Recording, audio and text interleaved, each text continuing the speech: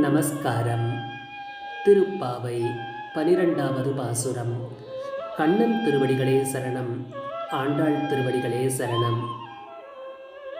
கனைத்திள்ளம் கற்றெருமை கன்றுக்கு இறங்கி நினைத்து முலை வழியே நின்று பால் சோர நனைத்தில்லம் சேராக்கும் நற்செல்வம் தங்காய் பனித்தலை வீழ நின் வாசல் கடை பற்றி சினத்தினால் தென்னிலங்கை கோமானை செற்ற மனத்திற்கு இனியானை பாடவும் நீ வாய் திறவாய் இனி தான் எழுந்தீராய் ஈதன்ன பேருறக்கம் அனைத்தில்லத்தாரும் அறிந்தேலோர் எம்பாவாய்.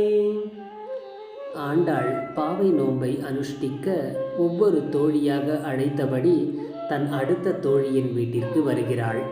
இந்த தோழியை பற்றி அவள் விவரிக்கிறாள். கனைத்திளம் கற்றெருமை கன்றுக்கு இறங்கி. எருமைகள் கனைத்து தங்களின் இளம் கன்றுகளை எண்ணி அவை எண்ணிய மாத்திரத்தில் அவை முலை வழியே பாலை சொரிந்து விடுகின்றனவாம்.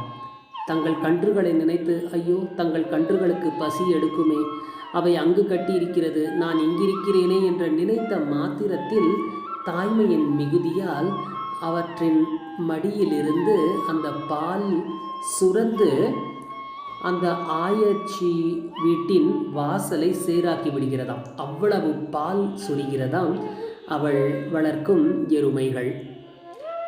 கனைத்திளங் கற்றெருமை கன்றுக்கு இறங்கி நினைத்து முலை வழியே நின்று பால் சோர அவள் இல்லம் நனைத்தில்லம் சேராக்கும் நற்செல்வன் தங்காய்.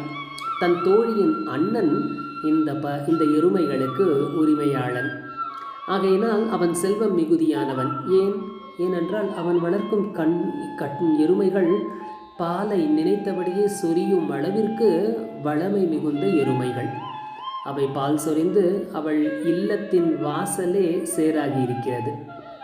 அப்படிப்பட்ட ஆயனின் தங்கையே, பனித்தலை வீழ நின் வாசல் கடை பற்றி. மேலே பனி பொழிகிறது. அந்த பனி பொழிவின் கீழ் நின்றபடி உன் வாசல் கடையில் நாங்கள் நின்று உன்னை அழைக்கிறோம். ஏனென்றால் சேராகி இருக்கிறது அல்லவா, அவள் வீட்டிற்குள் செல்ல முடியவில்லை. கடை பற்றி சினத்தினால் தென்னிலங்கை கோமானை செற்ற மனத்துக்கு இனியானை பாடவும் நீ வாய் திறவாய். சினத்தினால் தென்னிலங்கை கோமானை. இங்கு இவள் ராமாவதாரத்தையும் ராமர் சீதையை கவர்ந்து சென்றதால் ராவணனை சிலங்கைக்கே சென்று அங்கு அவனை வென்ற ராமனை மனத்துக்கு இனியான் அவன் பேரை பாடிக்கொண்டு வருகிறோம். அப்படி நாங்கள் பாடிக்கொண்டு வந்த பிறகும் நீ வாய் திறவாமல் இருக்கிறாய். இனிதான் எழுந்திராய். அதை கேட்டு நீ எழவும் இல்லை. இதென்ன பேருறக்கம்? அப்படிப்பட்ட உறக்கம் என்ன உனக்கு என்று வினவுகிறாள் ஆண்டாள். கடைசியில் சொல்கிறாள், அனைத்தில்லத்தாரும் அறிந்தேலோர் எம்பாவாய். சுற்றியுள்ள அனைத்து இல்லத்தாருக்கும் எங்களின் நாமகோஷத்தை பற்றி தெரியும், எங்கள் பாவை நோன்பை பற்றி அறிகிறார்கள், ராமனை பற்றி அறிகிறார்கள். நீ எழுந்திடாமல் இன்னும் உறங்கிக் கொண்டிருப்பதையும் அறிகிறார்கள். ஆகையினால் உடனே எழுந்து வந்து எங்களுடன் பாவை நோன்பை அனுஷ்டிக்க எங்களுடன் ஐக்கியமாகு என்று அழைப்பு விடுக்கிறாள் ஆண்டாள். இந்த பாசுரத்தை மீண்டும் ஒரு முறை பார்ப்போம்.